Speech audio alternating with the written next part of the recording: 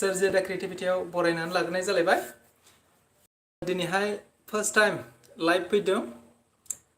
Live फैनाया जाहैबाय आंनि गोसो गोजोननायखौ नोंथांमोननो फोरमायनो नागिरदों, नोंथांमोनजों शेयार खालामनो नागिरदों। आसा खालामो बयबो जायफोरा ससियेल मिडिया बाहायो, समाजारि बिजों बाहायो, बिथांमोनहाबो गावबा गावनि गोजोननायखौ फोरमायगोन, बेखौनो आसा खालामनाय जाबाय। लाइभ फैनायनि जाहोना जाहैबाय मोनसे जोबोद गोजोनथाव बर' हारिनि थाखायनो होननानै बुंनांगोन। बेनो आंखौ बिराद गोजोननाय होदों। जाहोना जाहैबाय ससियेल मिडिया। दिनैहाय दुलाराय बर' फरायसा आफादनि बानजायनायाव एबा लिंथुमनायाव बरमा कलेजाव मोनसे गोजौ थाखोनि सावरायलायनाय जागासिनो दङ। जाहोना जाहैबाय आथिखालाव थांनाय 20 जुन खालि भारतनि बिसायख'थि आय'गा मोनसे डेलिमिटेशन एबा बियाब दाफामनायनि ड्राफ्टिं फोसावनाय जादोंमोन। बे ड्राफ्टिंआ ओंखारनाय लोगो लोगो जोङो नुबाय BTC आव गासै 12टा MLA सिट दङमोन जोंहा सिगाङाव, नाथाय दायो बे 12टाखौ बारायनानै 15टा MLA सिट बानायनाय जाबाय। बेनि अनगायैबो ओरैहाय क'क्राझार जानाखि लकसभा MP बियाब दङ, बे क'क्राझार लकसभा MP बियाबखौ एसे सिगाङाव खोनाबाय थादोंमोन, मोनसे ससियेल मिडिया एबा समाजारि बिजोंफोराव गोसारबाय थादोंमोन जे क'क्राझार लकसभा सिटआ ST रिजार्भ जानानै थानाय नंला होननानै। नाथाय दायो जों नुबाय बे ड्राफ्टिंआव लकसभा बियाबाबो STयैनो थाफिनबाय। बेनि थाखाय जोङो क'क्राझार भारतनि बिसायख'थि आय'गनिसिम जोङो साबायखरखौ जों बावखाथारनांगोन। नाथाय BTR आवनो एबा BTC आवनो जोङो मोनफ्रोमबो दोलो आफादफोरा, गुबुन गुबुन सुबुंफोरा मोनसे दाबि खालामदोंमोन एबा आसा खालामबाय थादोंमोन जे क'क्राझारनि अनगायैबो उदालगुरियाव मोनसे आरोबाव लकसभा बियाब नांगौ होननानै दाबि खालामबाय थादोंमोन। जों बयबो मिथिगौ बेखौ। नाथाय आनफर्चुनेटलि उदालगुरि बियाबखौ नैबे ड्राफ्टिंआव जों नुनो मोननाय जायाखै, जायखौ लानानैनो जोंनि बर'फोरनि गेजेराव, बर' माहारिनि गेजेराव गुबुन गुबुन माहारियारि आफाद नङै आरो राजखान्थियारि आफादफोरा गावबा गाव बेनाराव गोबां सोमावसारनाय धरना हाबाफारिफोर लानायखौबो जों नुनो मोनदों। धरना हाबाफारि लानाया थिगैनो दं, बा उदालगुरियाव लकसभा बियाब दानांगौ होननानै होसिख्रावनाया थिगैनो दं, जों बेखौ जेबो बुंनांगौ गैया। आंनि थाखायब्ला बियो जेबो नङा। दाबिखौ खालामनांगौ, राजखान्थि आफादानो जा आफाद नङैयानो जा बयबो दाबि खालामनांगौ। नाथाय दाबि खालामनायनि मुङाव जोंनि राजखान्थि दोलोफोरा गावजों गाव ओरैबायदि मोनसे पर्जायाव थांबायमोन, एकदम गाहाय पर्जायाव थांबायमोन आरो माने गावजों गावनि गेजेराव मोनसे राजखान्थि दोलोआ मोनसे राजखान्थि दोलोखौ गोबांथार बबे सोदोबा गाज्रिसिन, बबे सोदोबा बयनिख्रुइबो गाहाय थाखोनिसिन, बेफोरबायदि सोदोबखौ हानहर गावजों गावनि गेजेराव बाथ्रा दान्थेलायनाय जाबायमोन। नंगौ, बखिलायनाय जाबायमोन, सोंखारिलायगासिनो दङमोन गाज्रि राव सोदोबफोरजों, बाथ्राफोरजों। सासेया मोनसे राजखान्थि दोलोआ मोनसे राजखान्थि दोलोखौ ओरैबायदि दाय होलायबायमोन, दाय जाबसिनगासिनो दं। उमुगमोनहानो बे ड्राफ्टिं कमिटि बिसायख'थिनि ड्राफ्ट बानायनायाव दंफायोमोन, बिसोरनि एडभाइसआवनो जानाय, उमुगावनो जानाय, थुमुगावनो जानाय बायदि बायदि। नाथाय बेबायदि समावनो दुलाराय बर' फरायसा आफादखौ जों बाख्नायनांगोन। मानोना नैबे अलखदनि समावनो, जाय समाव जोङो ससियेल मिडिया एबा फेसबुक एबा जोङो ओरैहाय इउटुबफोरखौनो जोङो बोदलानानै नायनो हालामोन, माने बोदलाबानो फेसबुकखौ खेवबानो जोंनि गेजेराव दा नुजाफैयोमोन जे माने गावजों गावनि गेजेराव बखिलायनाय, दाय होलायनाय, अजद होलायनाय, दाय जाबसिनलायनाय, बेफोरबायदिखौ एकदम बोदलाबानो जों नुनो मोनबाय थादोंमोन। जाय बाथ्राफोरा जोङो उन्दै जोंनि इयुन जेनेरेसनफोरनो जोङो बेफोरखौ गोबां बाथ्राफोरखौ बुंजाया, बेफोरबायदि बाथ्राफोरखौनो हयथ' जोंनि दैदेनगिरिफ्रा जोंनि राजखान्थियारि लिडारफोरा दैदेनगिरिफ्रा गावजों गावनि गेजेराव दाय जाबसिनलायनानै बखिलायबाय थानायखौ जों नुनो मोन्दोंमोन। जोंथ' बयबो मिथिखागौ ना दायो गथ'फोरखौ गाबनायखौ बुरखायनो थाखाय मा खालामो? गाबनायखौ बुरखायनो थाखायनो मबाइलजोंसो होयो, मबाइल होनानैसो बुरखायो गथ'फोरखौ दा बैबायदि रायज्लायस्लिंनो रोंनाय गथ'आबो बे गाज्रि सोदोबफोरखौ नुयोब्ला निस्सय बिदिखौ सोलोंलांगोन। बेनि अनगायैबो मा जायो?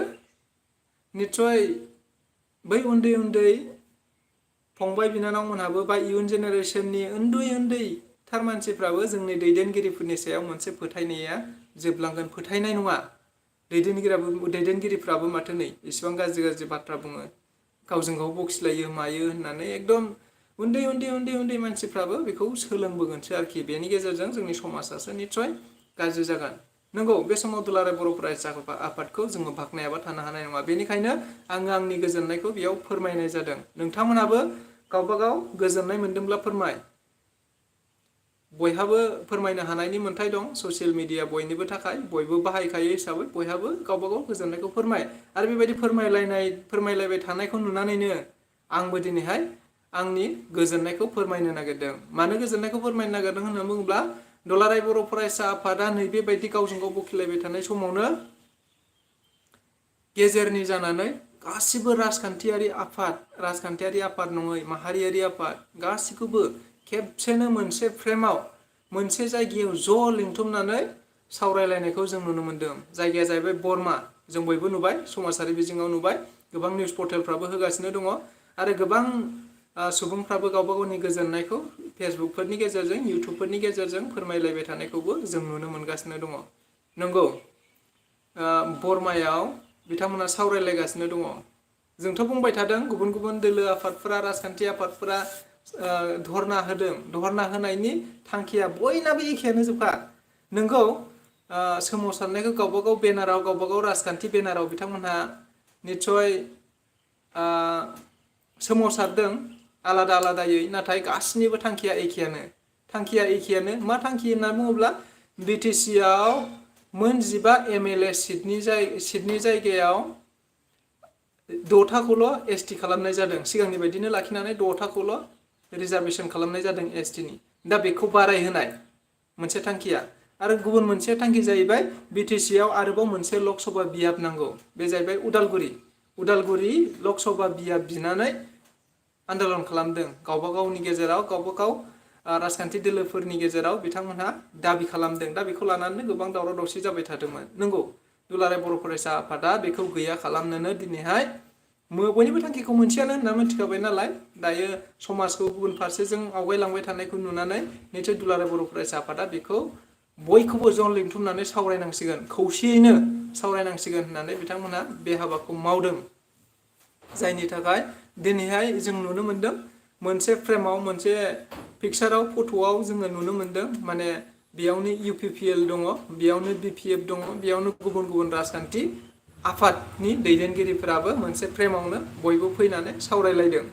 निस्सय बेनि गेजेरजों मोनसे मोजां फिथाइ थायगोन होननानै जों आसा खालामनो हायो। बाथ्रायावनो दंखायो जेला खौसेब्ला जों थांगोन, गावस्राब्ला जों थैगोन होननाय बायदि। नंगौ, जोंनि थांखिया मोनसेयानो जोबखाबा बयबो निस्सय बे आसाखौनो लानानै फैदों। बयनिबो थांखिया मोनसेयानो जोबखा हिसाबै बयबो मोनसे आसाखौ लानानैनो बयबो बेयाव दुलाराय बर' फरायसा आफादनि लिंथुमनाय हिसाबैनो फैदों।